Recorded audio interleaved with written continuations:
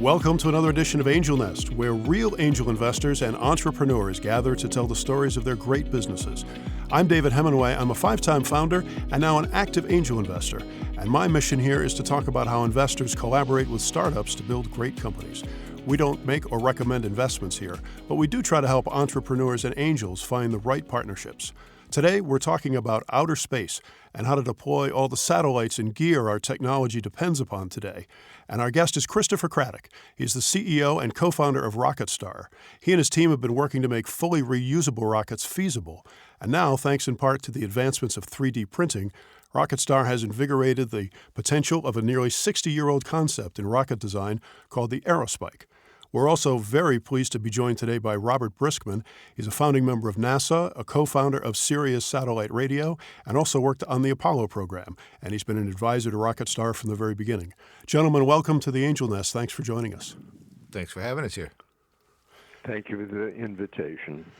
Well, so the place to start, I guess, is to talk about why now you see an increasing need for reusable rockets. So with the standing up of the Space Force and the reorganization of Air Force under that banner, in addition with the Artemis program now being seriously funded by the Trump administration and backing up by Congress, there is a need for fully reusable rockets and fixed-wing aircraft yesterday. Between that and Frost & Sullivan puts the report for small sats between now and 2033 at 20,000 have to be launched. And there's only about 100 rockets that go up every year. Probably only 12 of that currently go to dedicated small sat launches. There just aren't enough rockets to go up, and there isn't enough cadence of rockets going up to constantly support this need. So it's really bottlenecked. And the demand is only going to get bigger now that the government has kind of pushed hard into this.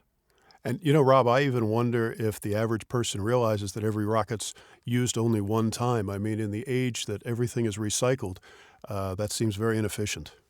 It's only a fairly recent concept. I'd say maybe Elon proposed it maybe 3 years ago and proved it just a year ago.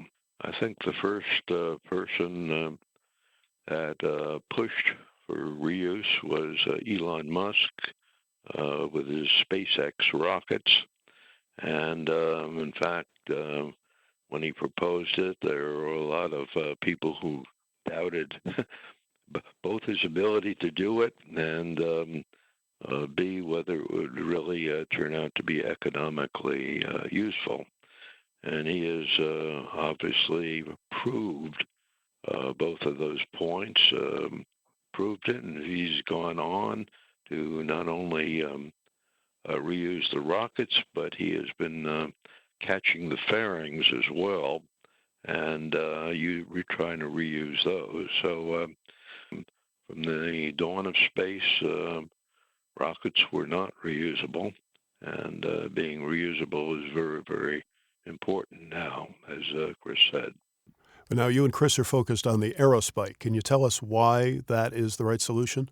Believe it or not, when I was in NASA, this is 1959 and 60, we actually spent a reasonable amount of money trying to develop an aerospike engine. The reason basically is that the thrust is created by hot gases going through what's called a nozzle. It's the end of the engine. And obviously the amount of thrust is dependent on the shape of the nozzle. So to optimize it, one can come up with a design which is perfect, but it must be in accordance with the ambient pressure. And obviously, one can design it perfectly for a launch from the Earth. And the trouble is, as this launch vehicle moves up in space, the shape of the nozzle is not optimum for the higher altitudes.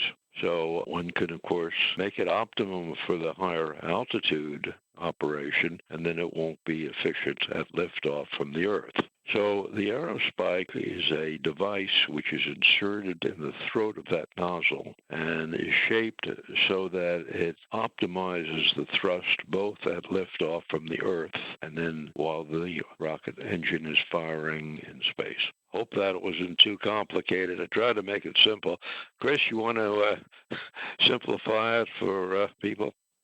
No, I think that was believe it or not, that was probably one of the best definitions I've heard, because optimization of altitude for bell nozzles is really difficult to go across all altitudes. It's actually impossible. That's why Musk doesn't do it. Musk uses, at the moment, 3 different nozzles to get the space, and he's trying to optimize that further with Starship and have 2 nozzles. But either way, he can't have it expand with the altitude change or change to optimize the altitude, but the aerospike can.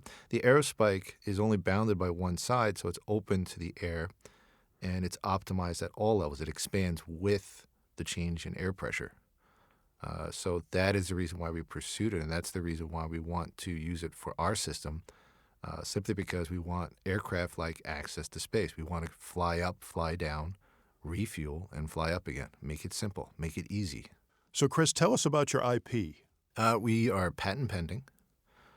We filed July of last year. We're still in the discovery process, but we have a full patent pending under the aerospike in a lot of different formats within the design of the aerospike. So investors are going to want to know who are going to be the customers for this, and if you have a plan to go get them. Yeah, it's been very crowded in terms of customer discovery.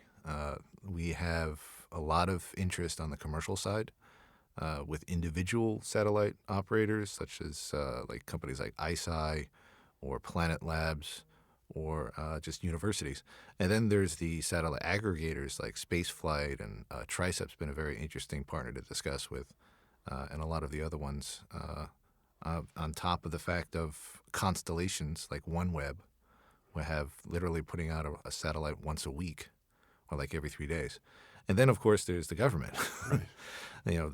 I was in a meeting about a week ago, and Air Force wants a fixed-wing aircraft to space like now. And no one's really attacking a single-stage-to-orbit, fully reusable launch vehicle. And they're going to need that because at the end of the day, Army has tanks, Navy has ships, the Air Force has jet planes. Space Force needs spaceships. You really can't support a military in space with the kind of rocket craft we have today.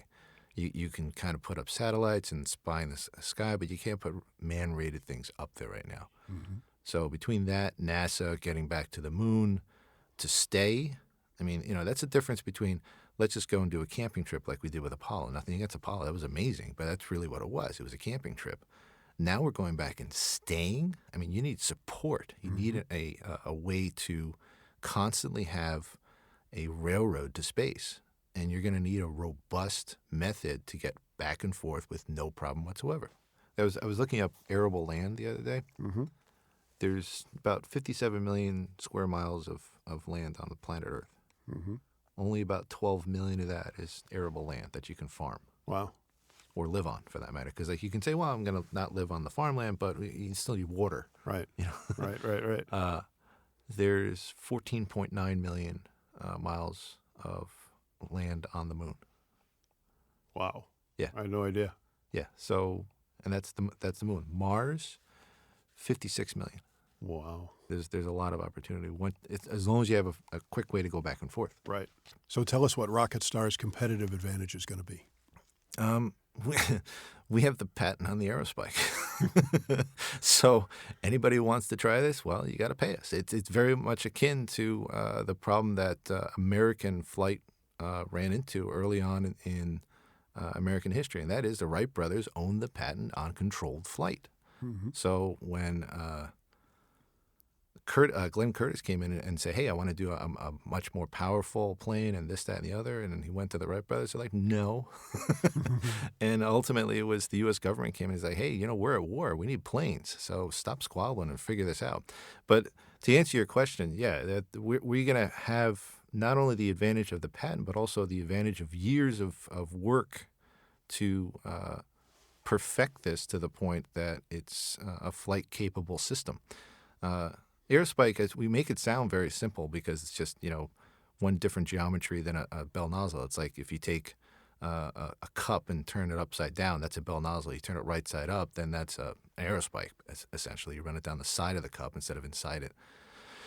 But the fuel systems, the pumps, all the plumbing, the robustness of checking, all of that has been figured out by us already. Mm-hmm. So we're going to have that runway already done. If a company comes in and has a way to get around the patent process, they're still going to need 18 to 36 months of work in order to get something flight tested and ready to compete with us. So what do you think of the first use cases? So first use is going to be small sats. We feel that the market does not have the capability to support all of the small sats that are going up. Frost & Sullivan, they said it was 20,000. They didn't include the 50 to 100,000 small sats from like OneWeb and Starlink and everyone else. And you can say, well, Musk is going to put up his own Starlink small sats, and you're right. But to support the ones that he deorbits and puts up new ones, he's going to need help. Mm-hmm. So there will be a lot of overage. There'll be a lot of calls in that just like, hey, we need something now. NRO, government service agencies, they're going to be like, we need a sat in the sky now. We've got a hole in our network. Put something up. We don't care what it costs. We've already had a lot of discussions like that. And once we get flight capable, there's going to be a lot deeper discussions. When do you think that'll be? Within 60 to 90 days. Great. We have a tech demonstration launch that we're finalizing. We're trying to do it with the Air Force. And that should be out of Kennedy pretty soon. And when I say pretty soon, it's literally sitting in a garage down in Melbourne. And it's kind of fun because the thing's so long, they had to take the nose cone off because otherwise we couldn't shut the door. But yeah, she's ready to fly. We just got to find a pad that have her jump off from. And you and your team have a lot of standing in the industry. You've done a lot with NASA before, right? Yeah, we have our CAN agreement, which we finished the first part with NASA, and that was the idea of creating an enclosed system for the Mars ascent vehicle. We started off with a pintle injector. We've made some pretty good strides with that, and now we're actually working on the next leg of that. And we might bring in a National Science Foundation to actually finish that out. Because at the end of the day, there's a lot of different interested parties that I can just, rattle off like 100 different acronyms of different agencies that want to see a single-stage-to-orbit reusable launch vehicle in the air. Mm-hmm. And so, Rob, investors always want to know about the people behind the company. And I know you and Chris have worked together for a long time. How did you get involved in RocketStar, and what can you tell us about that? I met Chris, I think about 6 years ago, actually, at the Union League Club, I believe, bar, and he was talking about his concept at that time of RocketStar, which I thought it was very interesting, and made some suggestions for things you ought to look at and work at. I fortunately could bring the old information on the aerospike from NASA. So I've been trying to help and support Chris in getting this moving forward. In fact, I believe I even introduced you to our patent attorney, right? Yes, sir. What else can we tell investors about the potential of aerospike and RocketStar? Well, I think the potential is tremendous. Obviously, Chris was talking about the government and the large number of low-orbit constellations. And I also want to make sure that people listening to this understand the size of this. There are two that not only have proposed large low constellations, but have actually implemented part of it. The two are OneWeb, and they just launched, I believe, 40 satellites to start this constellation. And the other one is Elon Musk's Starlink, and he has had, I think, 3 launches, and I believe he has roughly 70 satellites in orbit now. Now, both of those are talking about putting almost 1,000 or more satellites into that constellation, and then I could go on and on and on until your podcast runs out of tape, talking about all of the other proposals and implementations of large and semi-large constellations. And the thing about it, which Chris has mentioned, is not only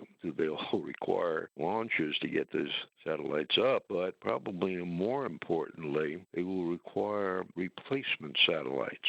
And these are like one-on-ones where you've lost in this constellation a satellite. And although this may sound like nothing if you have 1,000, it is something because it means you have a hole in your surface coverage. And customers are not happy with that. So it will be imperative to immediately replace these. And they have to be replaced. They all have a particular orbit, both in height and inclination. That's, again, rocket science to say they have to be precisely put into the orbit needed. And this will require, I think, many, many launch vehicles, and they'll be needed immediately, and this need will be almost constant. So I really think it's a tremendous opportunity, and I believe that RocketStar addresses, well, this opportunity being efficient. In other words, this aerospike makes the rocket efficient, being cheap. The numbers that Chris has been working on for reasonable costs for both the launcher and launching it are, to my mind, compared with the need, inexpensive. These people will obviously need to pay a lot to get that service back in service immediately. And so the cost of the RocketStar launcher and launch, I think, will be very attractive to them. I think that's really key about our tech too, is that it's on-demand launch. You're not talking about you have to wait 4 months to pack your satellite or wait 2 years for a launcher to come up. It'd be like, okay, can you roll out one today and get us up? Yeah, we can do that. We've got 2 in the barn. We can put it up right now. So that's the kind of response that we could offer with our tech and with our current rocket capability. Well, it sounds like you've both been on a great adventure that is about to come to fruition in a very big way. So congratulations. And Chris, where can potential investors or partners reach you? You can reach me through the website, which is www.rocketstar.nyc, or just email me directly at chris@rocketstar.nyc. Great. Thanks both for joining us. Thank you. Well, thank you, and good luck with your angel investing. Thank you. You can learn more at our website, theangelnest.com. And now for the disclaimer that we don't make or recommend investments at the Angel Nest. We do not independently verify and cannot be responsible for the claims made by our guests or sponsors. You should always do your own homework before investing in any business, especially in private ventures. I'm David Hemingway with help from David Newhoff. We produce The Angel Nest at the Film Center building in New York. Thanks for listening. Here's hoping my fellow angel investors and the founders they support find their next great venture. So long until next time.